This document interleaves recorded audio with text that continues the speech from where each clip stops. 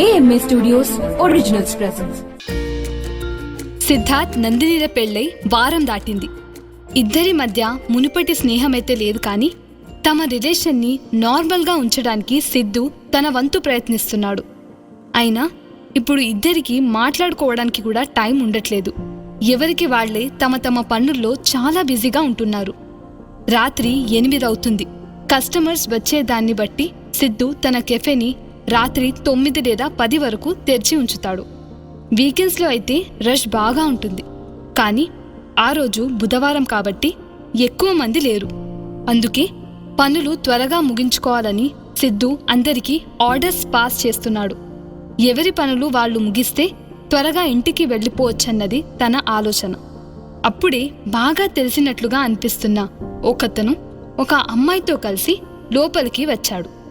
సిద్ధు తన పని ఆపి అతని వైపే చూస్తూ ఉండిపోయాడు. సిద్ధు ఆర్డర్స్ తీసుకునే కౌంటర్ దగ్గర ఉన్నాడు. అందుకే ఆ అమ్మాయి అతని దగ్గరికే వచ్చి కాఫీ ఆర్డర్ చేశారు.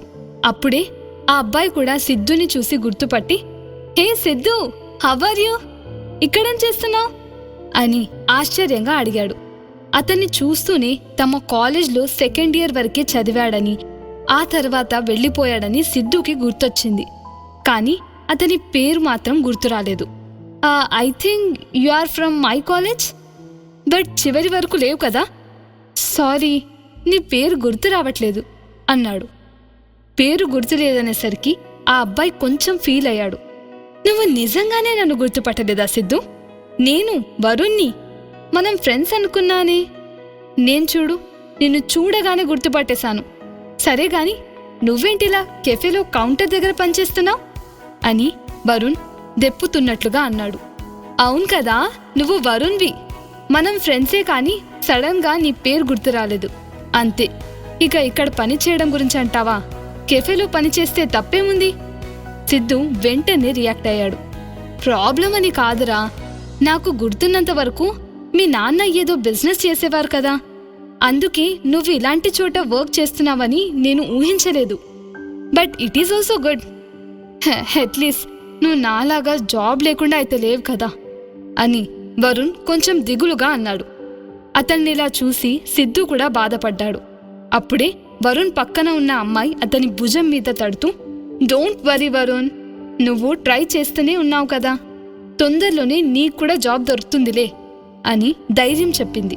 ఆ అమ్మాయి మాటలకు వరుణ్ అవునన్నట్లు తలూపి 2 కాఫీలు ఆర్డర్ ఇచ్చాడు. ఆ తర్వాత ఇద్దరు సిద్ధుతో మాట్లాడడానికి వీలుగా కౌంటర్ దగ్గర ఉన్న చైర్స్లో కూర్చున్నారు. వాళ్ళిద్దరిని చూసి వంశీ కూడా అక్కడికి వచ్చాడు. అతను కూడా సిద్ధు కాలేజ్లోనే చదివాడు. అందుకే వరుణ్ తనని కూడా గుర్తుపట్టాడు. కానీ వంశీ అతనితో మాట్లాడడానికి పెద్దగా ఇంట్రెస్ట్ చూపించలేదు. అతను చాలా మారిపోయినట్లుగా కనిపించింది. వరుణ్ సిద్ధుని అదే అడిగాడు. వీడికేమైంది, ఇలా ఎందుకు బిహేవ్ చేస్తున్నాడు?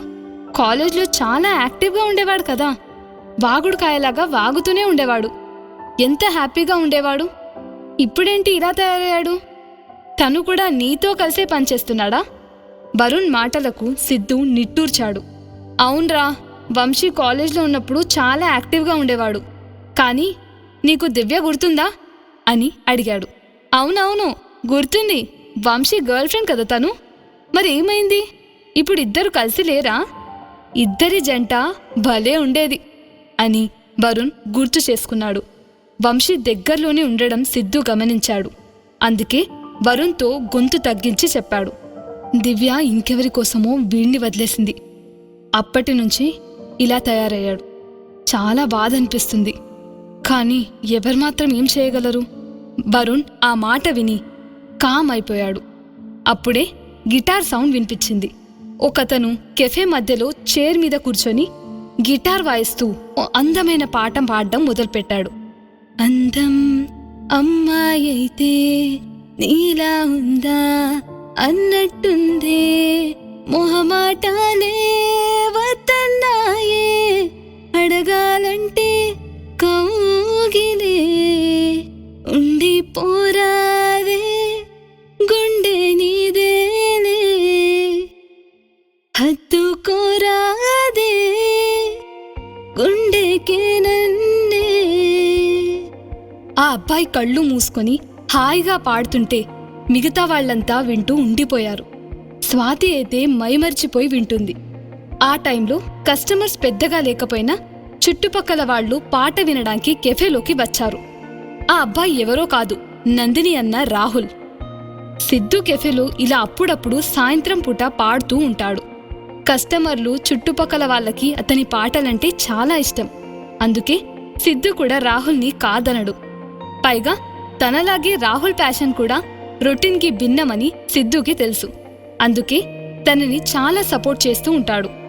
రాహుల్ పాట ముగియగాని కెఫే మొత్తం చప్పట్లతో మారుమోగింది. రాహుల్ లేచి కొంచెం వంగి అందరికీ థ్యాంక్స్ చెప్పి అక్కడ్నుంచి పక్కకొచ్చాడు. వరుణ్, అతని వెంట వచ్చిన అమ్మాయి రాహుల్ పాటలో పడిపోయి కాఫీ తాగడం కూడా మర్చిపోయారు. పాట అయిపోయాక ఇద్దరూ కాఫీ ఎంజాయ్ చేస్తూ కూర్చున్నారు. అలా కాఫీ తాగుతూనే వరుణ్ సిద్ధుని గమనించడం మొదలుపెట్టాడు. కెఫేలో వర్క్ చేసే వాళ్ళంతా ప్రతి చిన్న విషయాన్ని సిద్ధుకి వచ్చి చెప్తున్నారు. సిద్ధు చాలా ఓర్పుగా, ప్రేమగా సమాధానమిస్తూ ఇన్స్ట్రక్షన్స్ ఇస్తున్నాడు. అతని సపోర్ట్తో స్టాఫ్ కస్టమర్స్ని చక్కగా మేనేజ్ చేస్తున్నారు.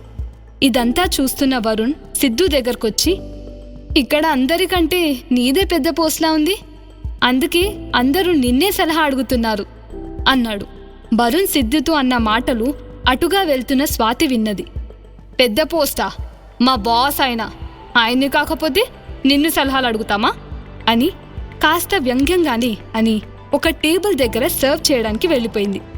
స్వాతి మాటలు విని వరుణ్ ఆశ్చర్యంతో నోరెళ్లబెట్టాడు. రియలీ సిద్ధు, నువ్వు ఈ కెఫేకి ఓనర్వా? మరి ముందే ఎందుకు చెప్పలేదు అని అడిగాడు. ఓనర్నే కానీ ఇక్కడ పని కూడా చేస్తాను. అయినా రెండిటికి తేడా ఏముంది? అది సరే, ఈ అమ్మాయి ఎవరు? ఇంతవరకు నాకు ఇంట్రడ్యూస్ చేయలేదు అని సిద్ధు వరుణ్ పక్కనే ఉన్న అమ్మాయిని చూస్తూ అడిగాడు. వాళ్ళిద్దరే మాట్లాడుకుంటూ ఉండడం వల్ల ఆ అమ్మాయి ఒంటరిగా ఫీల్ అవుతుందేమో అనిపించింది. అందుకే సిద్ధు అలా అడిగాడు. Oh, she is my friend Lavanya. Lavanya ఇతన్ సిద్ధు, నా ఓల్డ్ ఫ్రెండ్ అని వరుణ్ ఒకరినొకరికి పరిచయం చేశాడు. కానీ వరుణ్ తనని ఫ్రెండ్ అని పరిచయం చేయగానే లావణ్య మొహం ముడుచుకుంది. దాన్ని కవర్ చేసుకోవడానికన్నట్లుగా చిన్నగా నవ్వుతూ సిద్ధుకి షేక్ హ్యాండ్ ఇచ్చింది. నైస్ టు మీట్ యూ అంది. సిద్ధు కూడా నవ్వుతూ అదే మాట రిపీట్ చేశాడు. ఆ తర్వాత మరి కాసేపు ఇద్దరూ అక్కడే కూర్చొని కాఫీ తాగారు. కాసేపటికి వరుణ్ ఏదో ఆలోచన వచ్చిన వాడిలా సిద్ధు దగ్గరకు వచ్చాడు.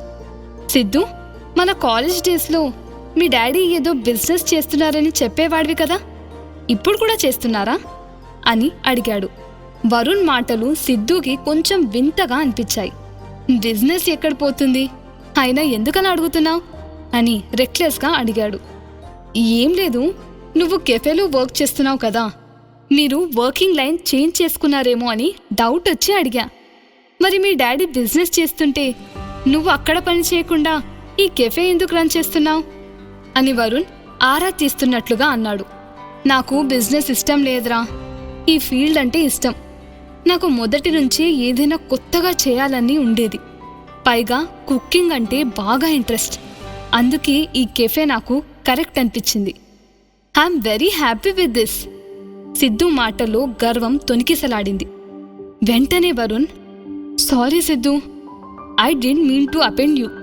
సరే, నాకు హెల్ప్ చేస్తావా? మీ డాడీ కంపెనీలో నాకేదైనా జాబ్ ఇప్పించగలవా?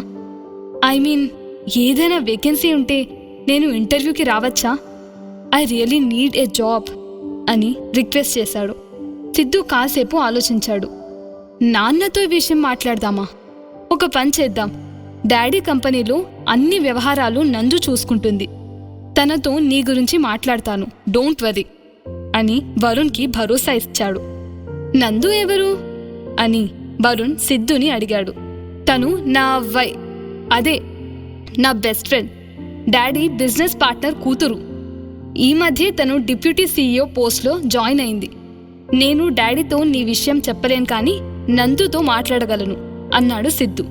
సిద్ధార్థ మాటలు వినగానే వరుణ్ నెత్తిమీద నుంచి పెద్ద భారం దిగిపోయినట్లుగా ఫీల్ అయ్యాడు. తనకి తొందరలోనే జాబ్ వచ్చేస్తుందన్న సంతోషం అతని మొహంలో స్పష్టంగా కనిపించింది. ఆ సంతోషంలోనే సిద్ధుకి చాలాసార్లు అడ్వాన్స్గా థ్యాంక్స్ కూడా చెప్పాడు. వరుణ్ అన్నిసార్లు థ్యాంక్స్ చెప్పడం చూసి సిద్ధు నవ్వాడు. థ్యాంక్స్ వద్దు కానీ జాబ్ వచ్చాక పార్టీ ఇవ్వాల్సిందే అని వరుణ్తో అన్నాడు. దానికి వరుణ్ సంతోషంగా ఓకే చెప్పి లావణ్యతో అక్కడి నుంచి వెళ్ళిపోయాడు. అప్పుడు టైం 11 అయింది. వరుణ్తో మాట్లాడుతూ సిద్ధు టైం చూసుకోలేదు. వాళ్ళు వెళ్ళగానే సిద్ధు గబగబా పని పూర్తి చేసుకుని కెఫే క్లోజ్ చేస్తున్నాడు. అప్పుడే ఎవరో వచ్చి బయటి నుంచి డోర్ నెట్టారు.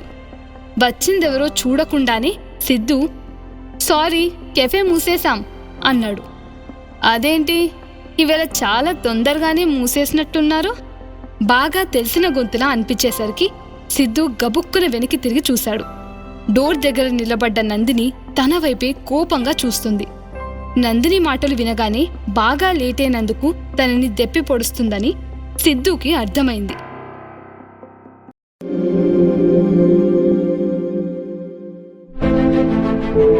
AMA Studios Originals.